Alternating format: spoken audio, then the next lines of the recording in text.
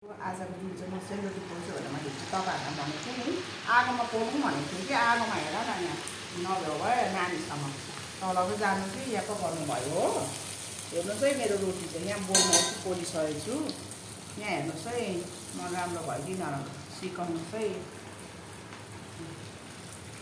दुईवटा हाल्नु हुँदैन टेबल स्टिल कि हेर्नुहोस् है म चाहिँ राम्रो चाहिँ साह्रै चाहिँ पोल्नु जान्दिनँ तर पनि पोल्दैछु है।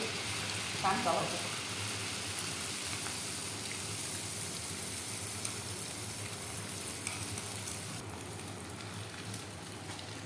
बोलको रोटी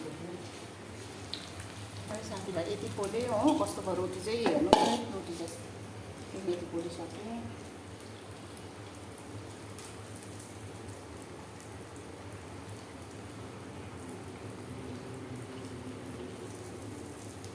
अब्बासको नानीहरूलाई पनि दिनुपर्छ।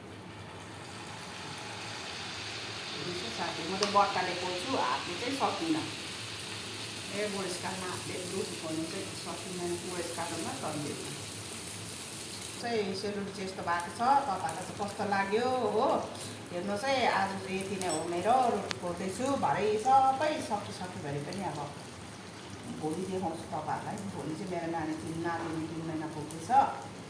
भोलि चाहिँ हामी यसो खाने सेलिब्रेट गर्ने रोटी सजाउनु चाहिँ बोलको रोटी हेर्नुभयो होला नि कस्तो लाग्यो।